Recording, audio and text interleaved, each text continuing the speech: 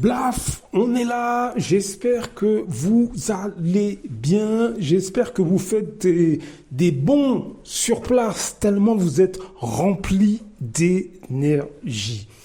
Mes amis, je pense que si on a de l'amour pour nos enfants, nos neveux, nos nièces, bref, pour cette génération, celle qui arrive, il faut absolument que vous alliez voir cette vidéo. Franchement, hein, il faut vraiment que allez voir cette vidéo. Je vous donne le titre, c'est Les bonnes notes sont là pour endormir les parents. Aude Denisot. C'est sur la chaîne Toxin. Allez voir. Mes amis, que vous soyez martiniquais, congolais, guadeloupéens, capverdiens, etc., tchadiens, camerounais, ce que vous voulez, hein, ce que vous voulez, et que vous soyez, si vous êtes dans les pays d'Occident, notamment en France, inquiétez-vous. Inquiétez-vous fortement. La situation au niveau de l'éducation nationale est grave, très très grave. Ce sera le sujet de cet audio. Moi, je pense que l'éducation nationale avait une belle mission, mais c'est une mission qui a été détournée par la même élite politique qui a détourné finalement, qui a détourné la France finalement. Pardon, excusez-moi. C'est une élite politique, ça a déjà été étudié maintes et maintes fois, hein, donc je vais pas me répéter, mais il y a des gens qui en parlent bien mieux que moi. Hein. Ce sont des gens qui se sont accaparés tous les pouvoirs, qui ont détourné complètement, quoi qu'on en dise, l'idéologie française.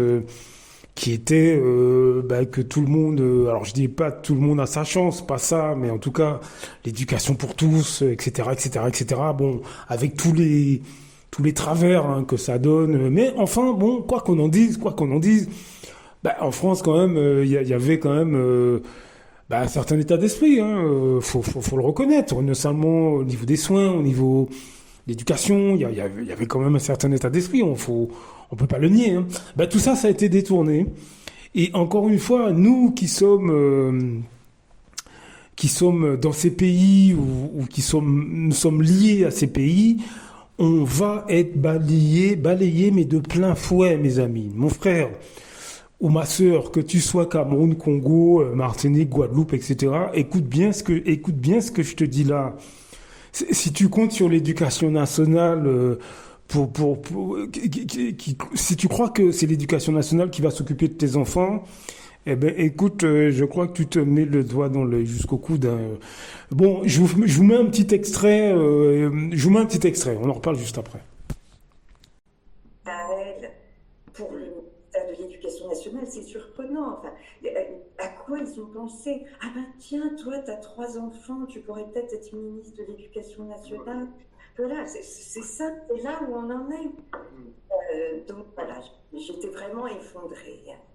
Mais et vous avez raison de reparler de Pape Ndiaye, parce que quand on fait la passerelle entre les deux argumentations, les deux défenses, en somme, Pape Ndiaye a dit clairement que ses enfants avaient besoin de cadre et de structure, et elle n'a pas dit autre chose. Elle n'a pas dit autre chose. Elle a dit que ses enfants avaient besoin d'une exigence d'apprentissage pour pouvoir s'en sortir dans la vie. Ça, je la rajoute, mais l'exigence d'apprentissage, elle l'a dit. Donc finalement, ces gens, j'ai quand même l'impression, vous allez me dire si vous partagez, je l'ai déjà dit plusieurs fois, mais j'ai l'impression que ces gens, alors elle est arrivée, peu importe, mais ils ont détruit, eux et leurs congénères ont détruit l'éducation nationale, et eux font tout pour sortir leurs enfants de manière à ce qu'ils ne soient pas victimes du système qu'ils ont eux-mêmes détruit.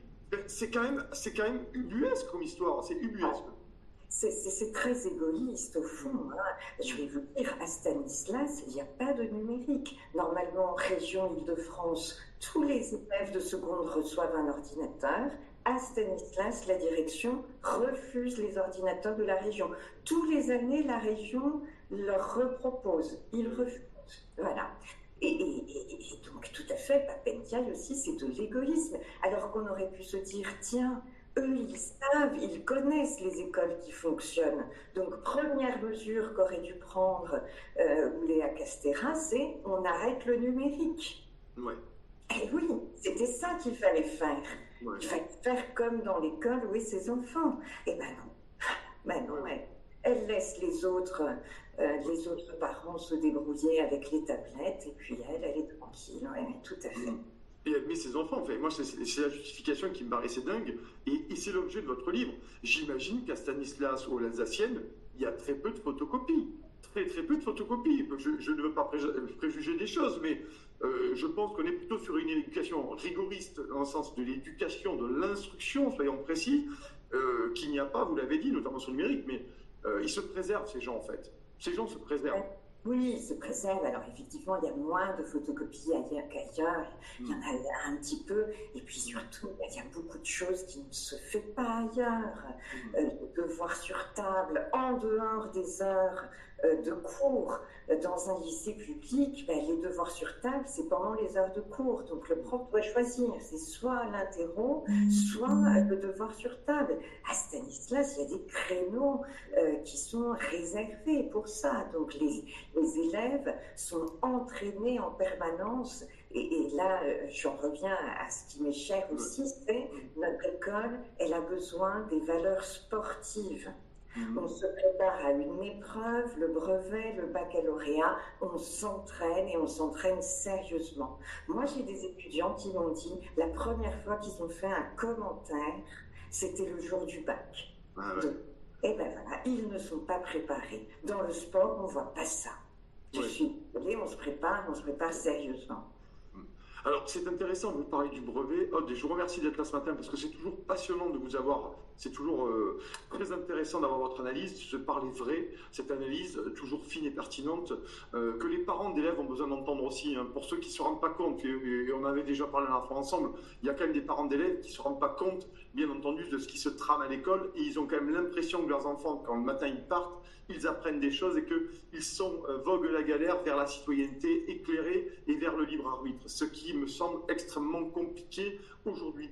Gabriel Attal avait promis la vérité sur les notes, voilà, parce que finalement, et on s'est rendu compte, le Figaro a sorti un papier qui révèle que toutes les académies ont plus ou moins gonflé les résultats au brevet des collèges. C'est absolument dingue. C'est-à-dire que finalement, on le sait, mais je veux dire, de le révéler comme ça au grand jour, finalement, qu'est-ce que ça vous inspire, vous, Aude ? Finalement, ce n'est que la conséquence de l'effondrement. Oui, et c'est la conséquence d'une absence d'entraînement. C'est-à-dire que, pourquoi est-ce qu'on gonfle les notes ? Parce que les résultats sont catastrophiques. Je ne vois pas, honnêtement, comment on peut avoir 97% de réussite au brevet et 20% d'élèves à la JDC. Alors, à la JDC, il y a des élèves il y a des jeunes, qui n'ont pas passé le brevet, mais pas 20%. Donc, on voit bien qu'on nous ment à un moment ou à un autre. Et puis, nous, on voit bien à la faculté, c'est pareil, 97% de réussite au bac, et après, une catastrophe. Et évidemment, ça montre que les élèves ne sont pas suffisamment entraînés pour les épreuves du brevet. Et en effet, il y a des collèges où on ne fait pas de dictée, ou presque pas de dictée. Au collège, il y a une dictée. Voilà, vous avez entendu. Et ça, c'est depuis des décennies que c'est comme ça, en fait, concrètement. Hein. C'est pas d'aujourd'hui. Hein. Déjà, alors, rentrez-vous dans la tête, mes amis, que déjà, nous, en tant qu'afrodescendants, l'éducation nationale s'en fout de nous, concrètement. Je veux dire que l'histoire des différents peuples, pas seulement l'Afrique, mais l'histoire des peuples qui sont venus en France, qui ont apporté leur sang à la France. Je pense aux tirailleurs sénégalais, mais pas que. Vous avez d'autres peuples qui n'étaient pas des Européens et qui sont venus mourir pour la France. Tout ça, c'est jamais enseigné pratiquement dans les écoles, mais en plus, en termes d'instruction, ça va pas non plus.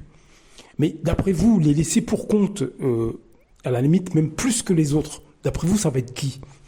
Ça va être nos enfants antillais ou africains, mes amis. Vous faites pas d'illusions, hein. Vous faites pas d'illusions. Si vous doutez de ce que je dis, parlez à tous ces diplômés africains ou antillais, etc., qui ont du mal à trouver du boulot depuis des décennies. Allez leur demander, hein. Allez leur demander. Et c'est pas parce que il y en a quelques-uns qui s'en sortent que ça y est, hein, que c'est la panacée. C'est pas vrai. Vous en avez beaucoup qui sont sur le carreau, qui ont de gros diplômes, etc., mais qui sont sous-employés parce que pour les raisons que l'on sait, hein.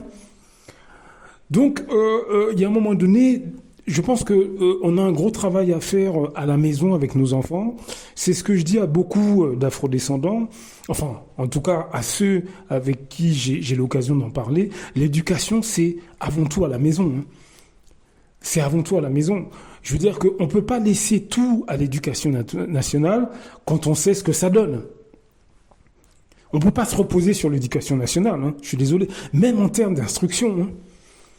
Vous avez entendu, hein, moi je me souviens à mon époque, on avait beaucoup de dictées, des choses comme ça. Aujourd'hui, c'est des photocopiés. Vous voyez ce que je veux dire? Donc, aujourd'hui, moi j'ai plus l'impression qu'on leur donne des photocopies, des polycopes, et puis ils écrivent pas tant que ça, moi j'ai l'impression. Avant, je me souviens, on avait des choses à retenir, des dates, des poésies, des choses comme ça. Aujourd'hui, j'ai pas l'impression que ils font beaucoup ce genre d'exercice, quoi, hein. J'ai pas vraiment l'impression. Donc déjà sur les questions d'instruction, c'est à la maison qu'on on doit on doit vraiment mettre l'accent là-dessus à la maison. Parce que moi, je me souviens, ma grand-mère me donnait des dictées à la maison. C'était je devais pratiquement toutes les semaines faire 2-3 dictées avec elle, en dehors de mes devoirs. Je devais lire des livres. Elle m'a énormément poussé. J'ai même pris des coups de bâton, hein, pour lire, pour m'intéresser, et très tôt, j'ai aimé lire. Ça a développé chez moi une certaine curiosité. C'est pour ça qu'aujourd'hui, je regarde énormément de documentaires et je lis beaucoup. C'est grâce à elle. Est-ce que vous voyez ce que je veux dire? Donc, et je suis pas le seul. Il y en a beaucoup d'autres. C'était pareil. Vous voyez? Donc, il faut qu'on réalise, mes amis, que l'éducation nationale, là, depuis une vingtaine d'années, c'est mort. Ça va pas s'arranger. Mais ces élites, elles mettent leurs enfants dans les meilleures écoles. C'est ce qu'ils expliquent, hein. Donc, allez voir cette vidéo parce que là, c'est la cata de chez cata. Vous avez entendu, les notes sont trafiquées. Les notes sont boostées parce que les résultats sont catastrophiques. Vous imaginez, vous imaginez jusqu'où ça va? Voilà où on en est aujourd'hui. Vous voyez? Donc, je pense qu'il y a une réflexion à mener. Parlez-en en famille. Parlez-en en famille. Il y a une réflexion à mener. Aujourd'hui, il y a des écoles alternatives. Aujourd'hui, il y a on peut faire pas mal de choses en termes de soutien scolaire. Réfléchissez à tout ça. L'éducation de nos enfants en dépend. Vraiment. Blaf! À très bientôt.